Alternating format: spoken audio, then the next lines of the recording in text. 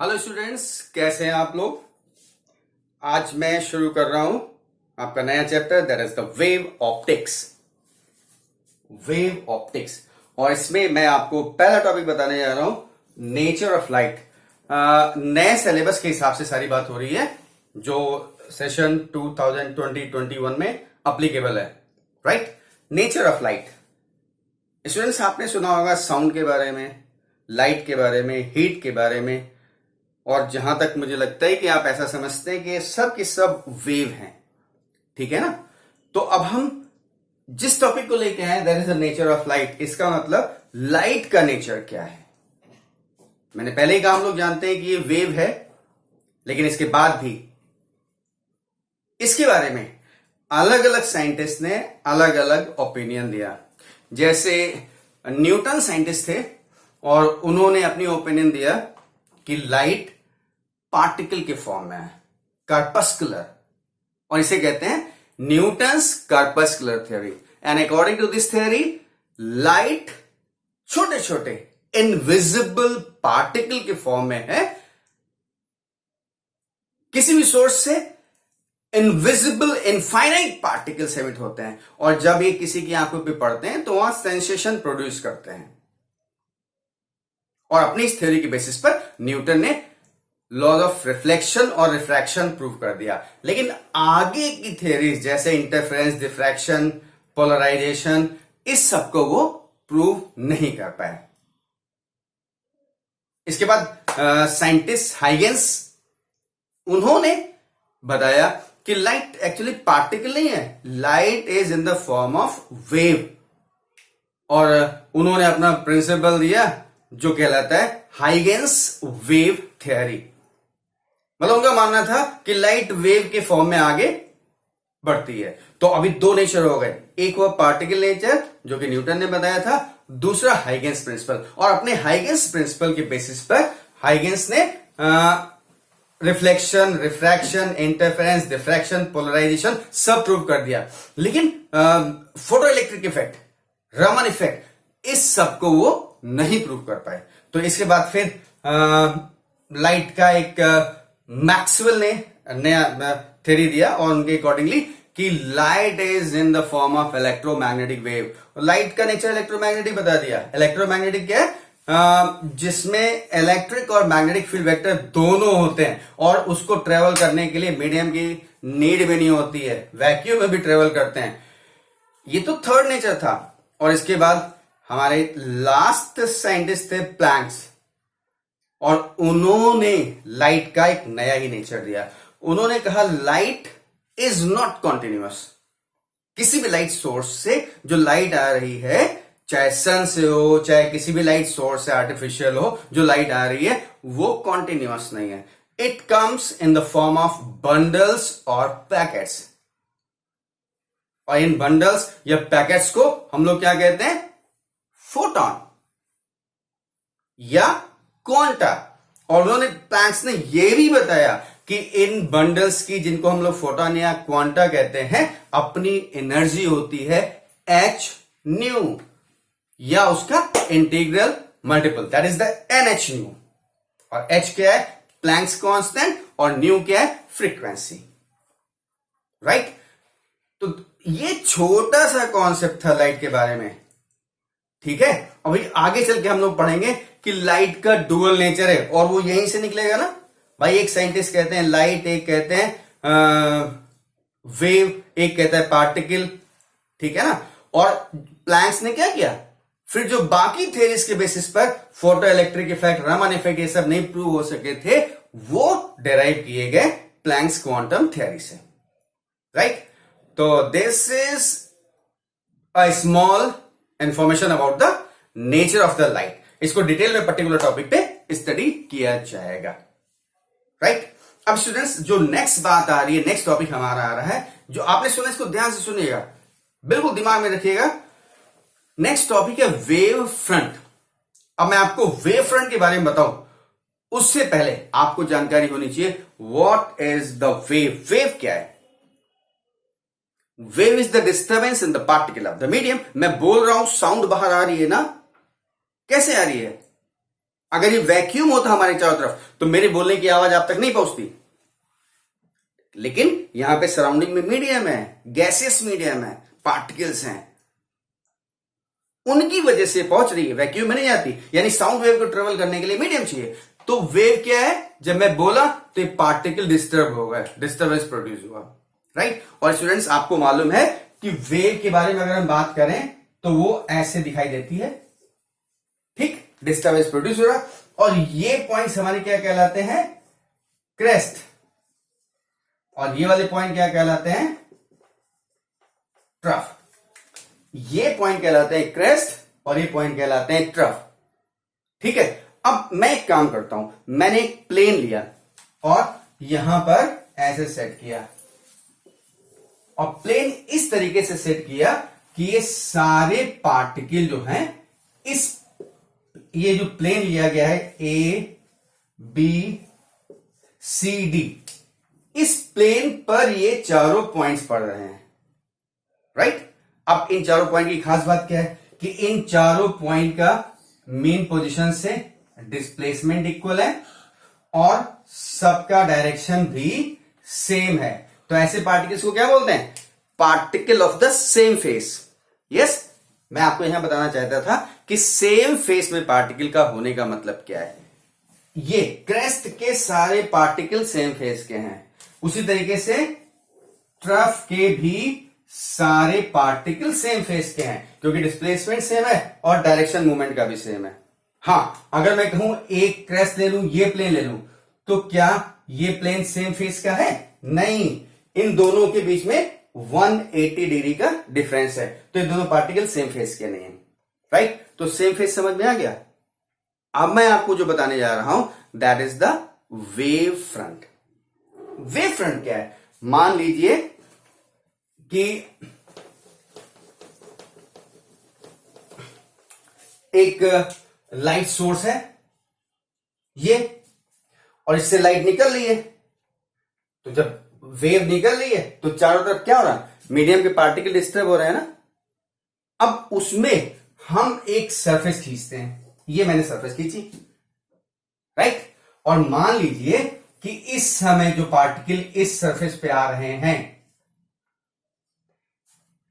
मैंने surface draw किया और इस सरफेस पर जो भी पार्टिकल्स आ रहे हैं वो सब के सब सेम फेस में हैं। इंपॉर्टेंट पॉइंट, इस सरफेस पर जितने भी पार्टिकल आ रहे हैं सारे के सारे सेम फेस में हैं, तो इस सरफेस को हम कहेंगे wave front.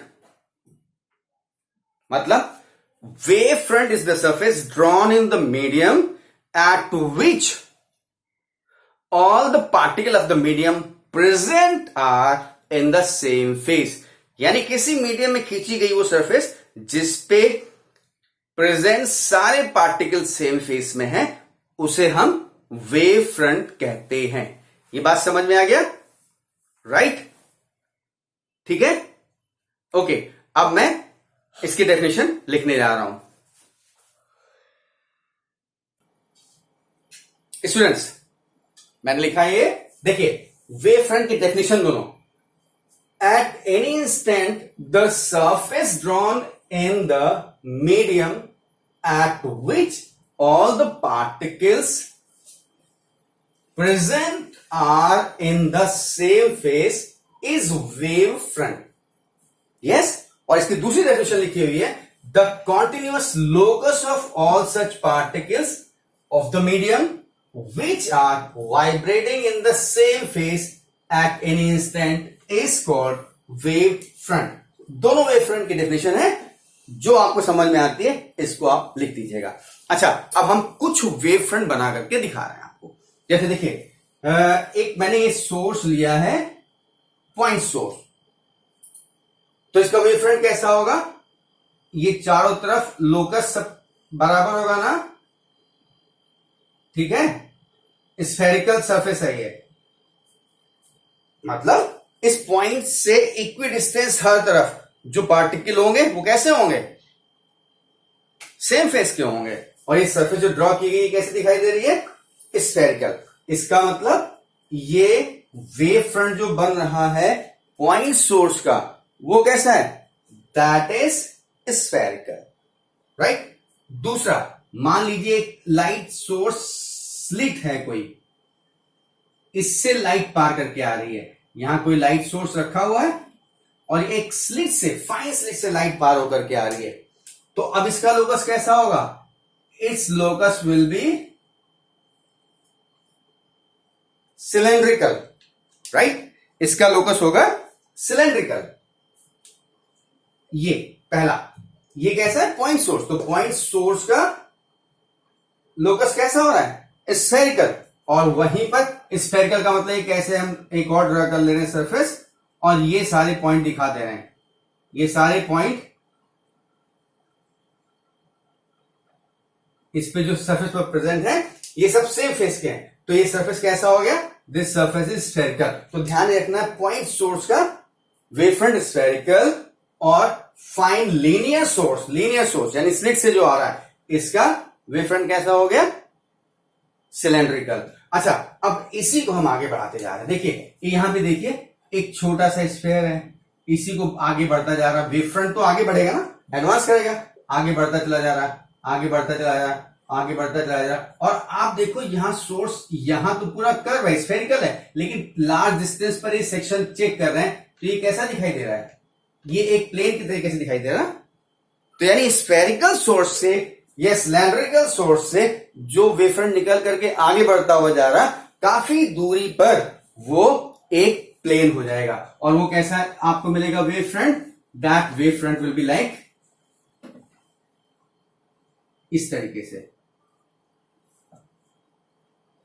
That will be like a plane. ठीक है, तो you got information about the wave front, wave nature of the light and different shape of the wave front, right students? ये डेफिनेशन आप note कर लीजिए। और ये point source, ये लीनियर सोर्स और लार्ज डिस्टेंस पर वेव फ्रंट कैसा होगा, ये मैंने बताया, इसको भी नोट कर लिए, फिर हम आगे बात करते हैं।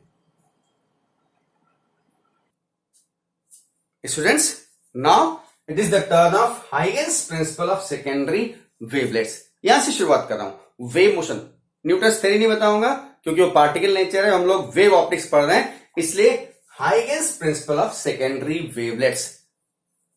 क्या कॉन्सेप्ट है?